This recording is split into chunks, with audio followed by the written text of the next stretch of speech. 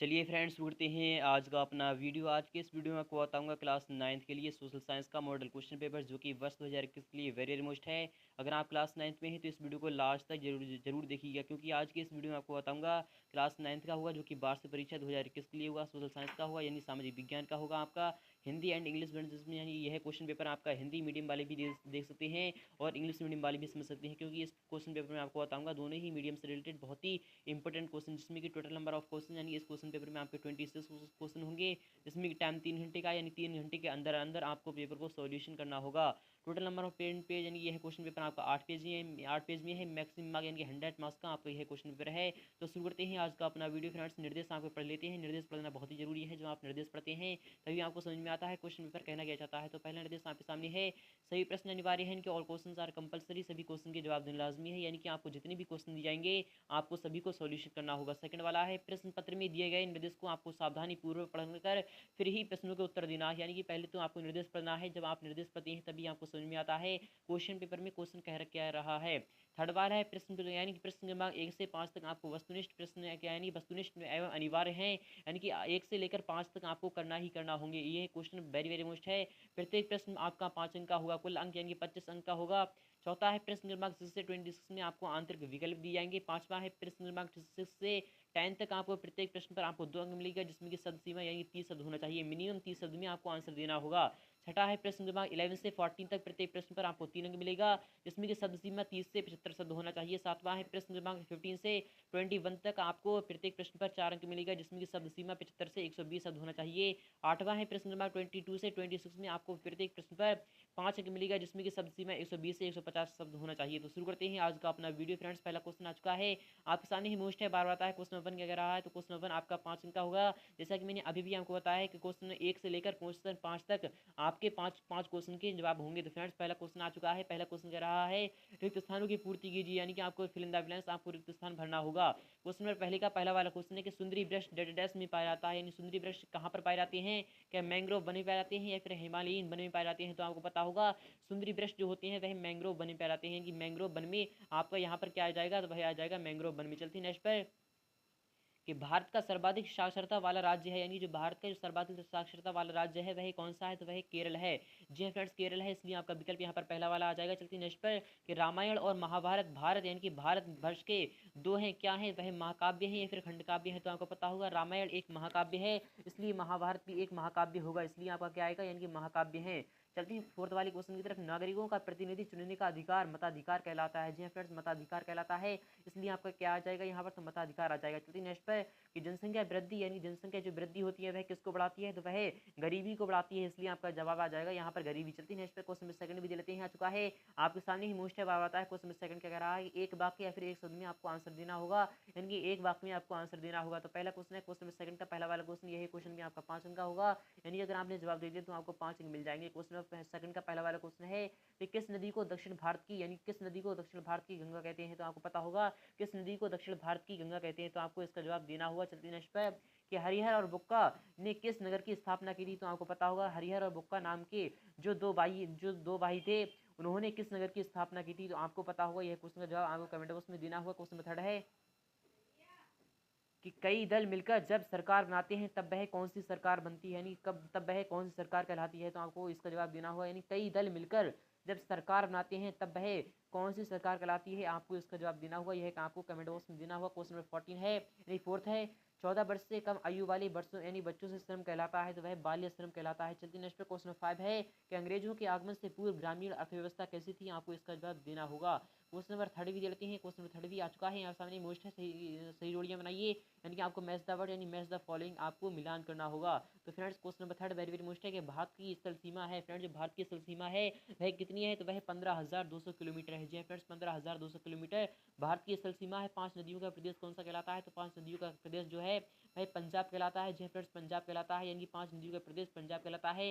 अर्थशास्त्र किसके द्वारा लिखी गई, तो अर्थशास्त्र आपकी कौटिल्य यानी कि आपकी यानी कौटिल्य, अगर कौटिल्य आ जाए तो कौटिल्य, वरना तो किसके द्वारा लिखी गई थी फ्रेंड्स? कौटिल्य, यानी कौटिल्य का दूसरा नाम क्या है तो आप जानते होंगे फ्रेंड्स। जो कौटिल्य यानी कौटिल्य का जो दूसरा नाम है वह क्या है, आपको इसका जवाब देना होगा। दिलवाड़ा मंदिर क्या है, तो दिलवाड़ा मंदिर कहाँ पर है, तो दिलवाड़ा मंदिर आपका माउंट आबू में है। और संविधान क्या है, तो संविधान किसे कहते हैं? संविधान देश का सर्वोच्च कानून, यानी कि संविधान एक बुक का नाम है जो कि किसके द्वारा लिखी गई थी, तो वह लिखी गई डॉक्टर बी आर अम्बेडकर के द्वारा, जिसका सर्वोच्च कानून ही संविधान कहलाता है। क्वेश्चन नंबर 4 भी देखते हैं, वेरी वेरी मुश्किल है, बार बार आता है। क्वेश्चन नंबर 4 क्या कह रहा है, यानी सही विकल्प चुनिए, यानी कि सही विकल्प आपको चुनकर लिखना है। क्वेश्चन नंबर 4 का पहला वाला क्वेश्चन है कि जनसंख्या विस्फोट से आशय है, तो फ्रेंड्स वह क्या है, तो वह जन्म दर व मृत्यु दर में समानता है, इसलिए आपका विकल्प यहाँ पर सेकंड वाला सही हो जाएगा। क्वेश्चन नंबर सेकंड है कि आधुनिक कृषि में प्रोत्साहन दिया जा रहा है जैविक खेती को, जैव उर्वरकों के उपयोग को, जैव कीटनाशकों यानी कीटनाशकों के उपयोग को, या फिर उपयोग सभी, तो आपका जवाब क्या आएगा, तो आधुनिक कृषि में प्रोत्साहन दिया जा रहा है वह सभी को ही दिया जा रहा है, इसलिए आपका विकल्प यहाँ पर डी वाला सही हो जाएगा। क्वेश्चन नंबर 3 भी देते हैं, वेरी मोस्ट है कि किसी वोट देने का अधिकार नहीं है, यानी कि निम्न में से किसे वोट देने का अधिकार नहीं है? क्या पागल या मानसिक विकलांगों को वोट देने का अधिकार नहीं है, या फिर नाबालिगों को नहीं है, या फिर न्यायालय द्वारा दिवाली घोषित को नहीं है, या फिर उपरोक्त सभी को नहीं है? तो आपको पता होगा, यानी पागल या फिर मानसिक विकलांगों को, यानी जो पागल है या फिर मानसिक विकलांग है तो उसे वोट देने का अधिकार नहीं है। नाबालिगों को भी वोट देने का अधिकार, कोई अधिकार नहीं है, ना ही न्यायालय द्वारा दिवालिया घोषित को वोट देने का अधिकार है। तो इसलिए आपका जवाब क्या आएगा, ऑप्शन नंबर यहाँ पर डी वाला सही हो जाएगा। क्वेश्चन नंबर 4 है,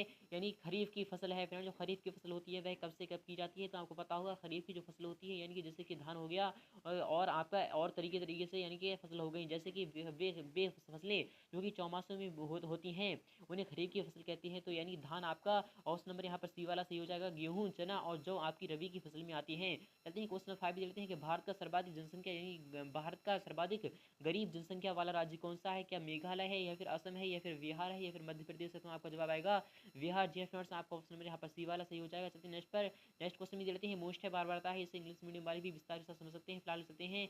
नेक्स्ट क्वेश्चन देते हैं, क्वेश्चन 5 भी आ चुका है आप सामने, मोस्ट है क्वेश्चन 5 क्या कह रहा है, सत्य और असत्य बताइए, यानी कि आपको ट्रू और फॉल्स बताना है। क्वेश्चन नंबर 5 का पहला वाला क्वेश्चन है कि भारत के दक्षिण में हिंद महासागर है, क्या यह सत्य है? फ्रेंड्स, भारत के दक्षिण में क्या हिंद महासागर है, क्या यह सत्य है या फिर असत्य है? तो आपको पता होगा, यानी दक्षिण दक्षिण नीचे होता है, जो नक्शा होता है भारत का उसमें दक्षिण नीचे आता है और उत्तर ऊपर आता है, तो आपको पता होगा यानी दक्षिण में ही हिंद महासागर है, इसलिए आपका यह सही हो जाएगा। प्रजातंत्र में स्वतंत्र का निष्पक्ष चुनाव होना चाहिए, तो आपका जवाब क्या आना चाहिए? प्रजातंत्र में स्वतंत्र का निष्पक्ष चुनाव होना चाहिए। जी हाँ फ्रेंड्स, बिल्कुल सही बात है। चलते नेक्स्ट पर, सिंधु घाटी की सभ्यता का संबंध नागर शैली से है। जी हाँ फ्रेंड्स, बिल्कुल सही बात है। कान्हा यानी कान्हा किसली राष्ट्रीय उद्यान मंडला जिले में स्थित है, क्या यह सत्य है या फिर असत्य है? तो आपको जवाब देना होगा। तो फ्रेंड्स, आपको यह सत्य है या फिर असत्य है? तो फ्रेंड्स, यह आपका इनकरेक्ट होगा। चलते नेक्स्ट पर, कि भारतीय संविधान में अस्पृश्यता का किसी भी रूप में यानी व्यवहार दंडनीय अपराध है, क्या यह सत्य है या फिर असत्य है? तो इसका जवाब कमेंट बॉक्स में देना होगा। चलते हैं क्वेश्चन नंबर 6 भी देते हैं, आ चुका है आप सामने, मोस्ट क्वेश्चन नंबर 6 क्या रहा है कि भारत के दो द्वीपीय पड़ोसी देशों की आपको नाम लिखना होगा, यानी भारत के दो द्वीपीय पड़ोसी देश कौन कौन से हैं? तो नेपाल और भूटान आपका आंसर हो जाएगा। यह क्वेश्चन आपका 2 अंक का होगा।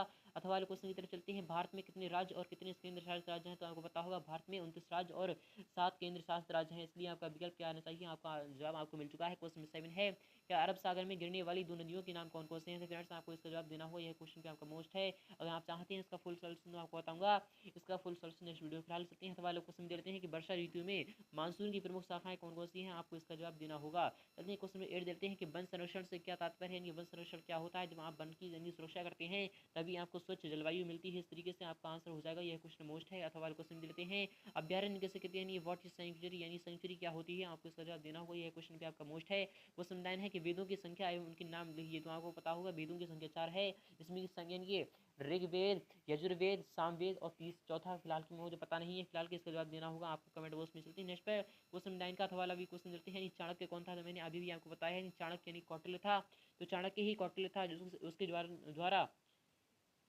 यानी उसके द्वारा जो रचित यानी कृति है वह कौन कौन सी है? तो वह आपको पता होगा, इनकी चाणक्य द्वारा लिखी गई थी, अर्थशास्त्र लिखी गई थी। जी हाँ फ्रेंड्स, अर्थशास्त्र लिखी गई थी, इसलिए आपका जवाब आएगा यानी अर्थशास्त्र। क्वेश्चन में 10 देते हैं, गरीबी रेखा से क्या आशय है, यानी गरीबी रेखा क्या होती है? आपको इसका जवाब देना होगा। चलिए नेक्स्ट पर, नेक्स्ट क्वेश्चन भी देते हैं, आ चुका है यहाँ सामने है, डैश गरीबी के लिए उत्तरदायी सामाजिक कारण आपको लिखना होगा, यानी गरीबी किस तरीके से होती है? आपको इसका जवाब सामाजिक कारण आपको लिखना होगा। क्वेश्चन नंबर 11 है कि मृदा प्रदूषण क्या है? तो आपको पता होगा, जैसे कि आप यानी कीटनाशकों का उपयोग कर रहे हैं अपने अपने खेतों में कर रहे हैं, तो आपको पता होगा यानी कि मृदा प्रदूषण हो रहा है, जैसे कि यानी कि भूमि है, जो भूमि वह बेजान होती जा रही है, उसके यानी सभी कीटनाशक यानी जितने भी कीट हैं वह सब मरते जा रहे हैं, तो आपका मृदा प्रदूषण कहलाता है।